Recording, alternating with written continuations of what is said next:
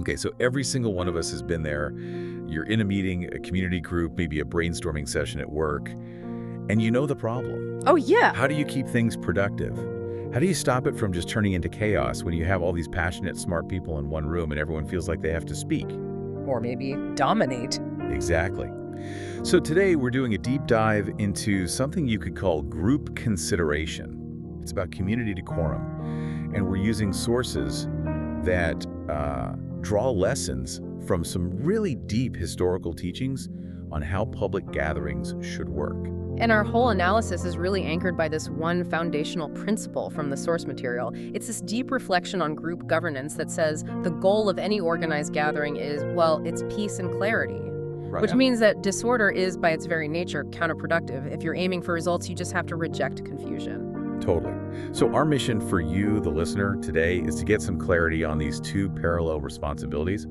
You need both for any group to really work. First, there's the responsibility of the individual, to critically evaluate information and also your own impulse to speak up. And second, there's the equally vital job of leadership to maintain that essential order. That tension is key. It is. And we're going to use some really powerful and surprising anecdotes, like the story of the famous evangelist who literally stopped a prayer mid-sentence to show where those lines are drawn. Yeah, that tension between the individual's right to express themselves and the group's need for peace and focus, that's the whole ballgame. That's what makes organizations efficient or not. We have to figure out how to manage it. Okay, let's unpack that first part then, the individual's role. What jumps out at me right away in these reflections is the huge emphasis on critical thinking, on discernment, even in places where the speaker is seen as an authority. That's right. It's not about just sitting there and nodding along. The source insists that listeners have to evaluate all the messages they hear. All of them. Every single one. It's a universal mandate. And why? Well, because at the end of the day, you're responsible for what you absorb and how you apply it. I mean, we talk about guarding against, false information or bad leadership. Yeah. But the caveat here is so relevant to the modern workplace.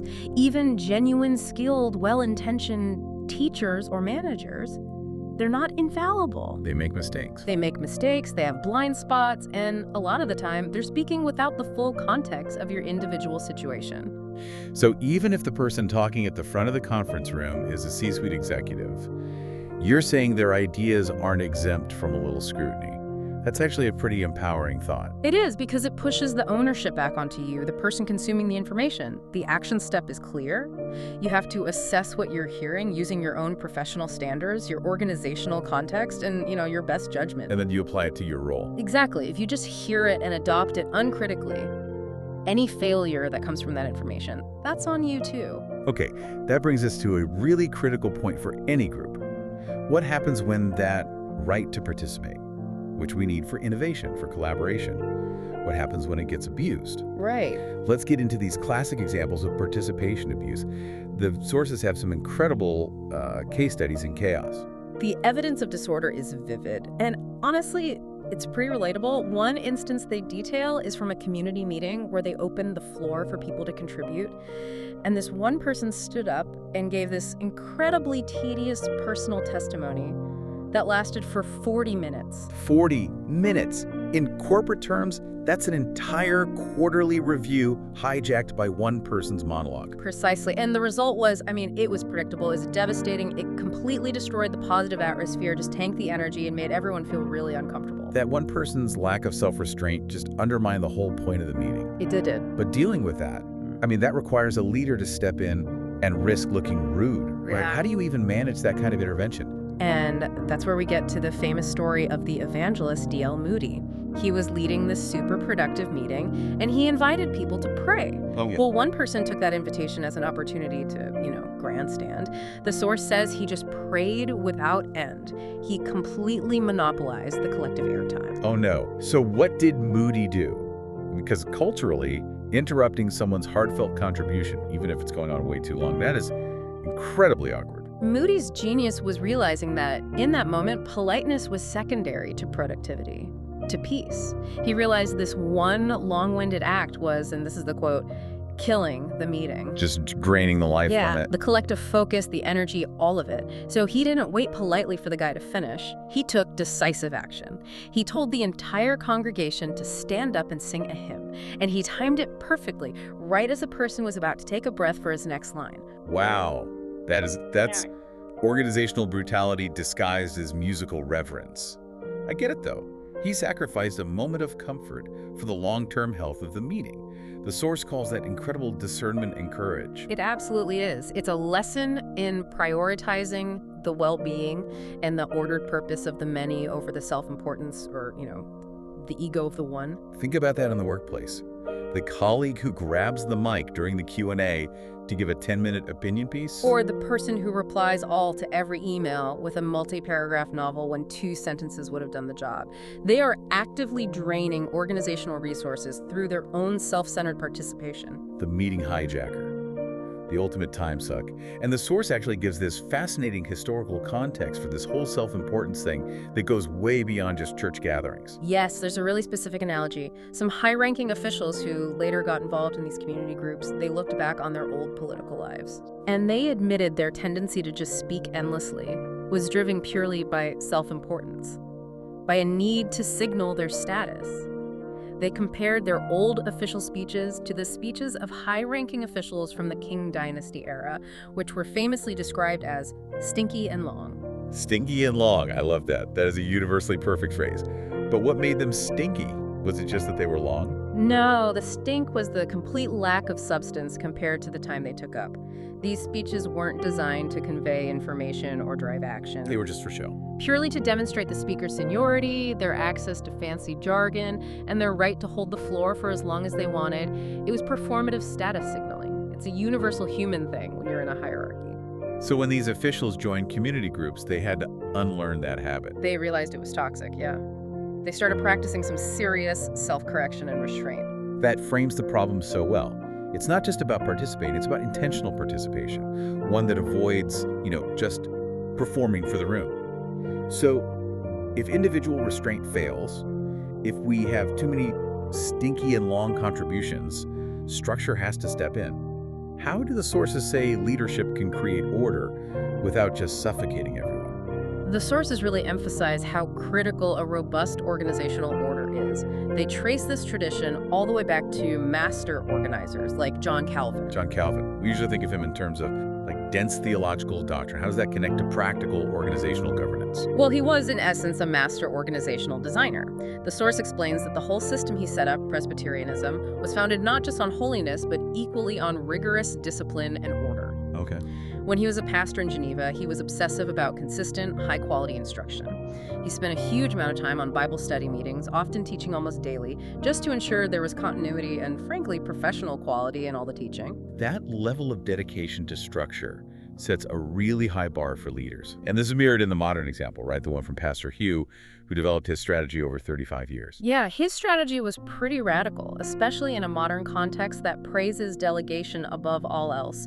He chose centralization. He personally presided over all the major educational and community gatherings, prayer meetings, home groups, all of it. Why? To make sure the teaching stayed professional, consistent, and aligned with the mission. But wait a second. In the modern business world, that kind of centralization is often seen as, authoritarian. It can lead to burnout for the leader, and it stops other potential leaders from developing. Doesn't the source talk about that risk?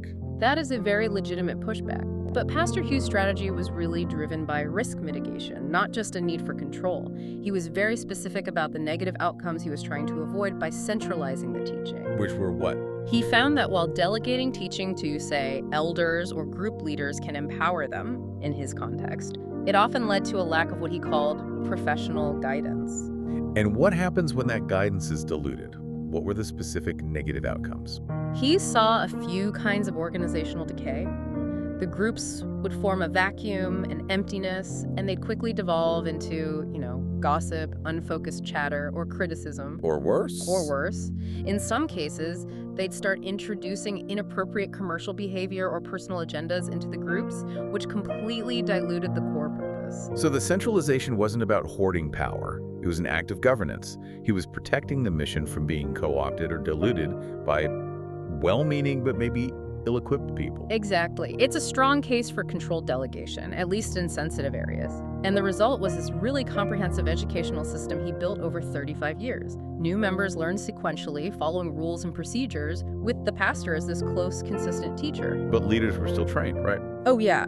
Leaders were trained, but only through these limited, short, and very structured opportunities, like a 5-minute share or a 15-minute sermon. And crucially, this happened within the main supervised service, not off in some unsupervised small group. So the message for any organization is teach systematically, train selectively, and control the environment until your leaders are masters of both the content and the decorum. You have to earn the microphone. You earn the microphone. That's the entire lesson of organizational discipline right there. Okay, let's connect this all back to the listener. Outside of a formal church setting, what does this deep dive into order and discernment mean for you, in your office, in your professional life, or when you're leading a team?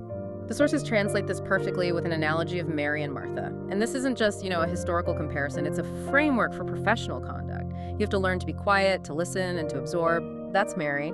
And you also have to learn to be active and serve with zeal and enthusiasm. That's Martha. That's the perfect balance between input and output. It's not about being a silent observer all the time, but it's also not about constantly dominating the workflow. It's about appropriate timing. And if we connect this to a bigger professional ethic, the key is knowing your specific role in any given moment. You have to master the difference between when you should be still, or ooh, and when you should act, or. Let's break that down with some professional examples, because that feels like the real takeaway here. What does professional stillness actually look like? Professional stillness is the strategic pause. It's deep work turning off your notifications to just focus on synthesis or problem solving. It's that moment in a negotiation where you let the silence hang after a proposal to see if the other side will reveal more. Right. It's the time you spend researching and reflecting before you fire off a reply to a complex email chain. It's active listening in a one-on-one with a junior employee. Just listening, not interjecting. And professional action. Action is execution. It's the timely email that moves a project forward. It's the decisive call to cut off a meandering conversation in a meeting. It's the courage to present a new idea, even knowing it might fail. It's the zeal of Martha. Exactly. Not just busy work, but focused, energetic service that's aligned with the objective. But the key is that action has to be informed by prior stillness. Otherwise, it's just chaos. That gives that ancient saying some real modern weight. The source offers this simple but powerful goal: when still, be still; when acting, act. And that balance of focused absorption and focused execution is presented as the path to displaying the best possible work attitude. The ultimate goal is consistency, bringing a positive, peaceful, and consistent atmosphere into your environment, making sure your participation adds value instead of subtracting energy. So what does this all mean for you, our listener? I think the main insight from this deep dive is pretty clear. Whether you're in a high-stakes community meeting or just trying to get through the agenda at work, effective participation requires individual discernment. Coupled with a deep, strategic respect for necessary order. Chaos isn't just a byproduct of passion. It's a lack of productive structure and self-restraint. And the examples of Moody and Pastor Hughes show that maintaining that order takes real courage. It takes guts for a leader to cut off an unproductive tangent, even if it's wrapped in sincerity. And it takes self-control for a participant to not give a stinky and long contribution just to prove they're in the room. Which really raises an important question for you, the listener, to think about. If maintaining structure requires leaders to use discernment and courage, what's the specific moment in your professional life?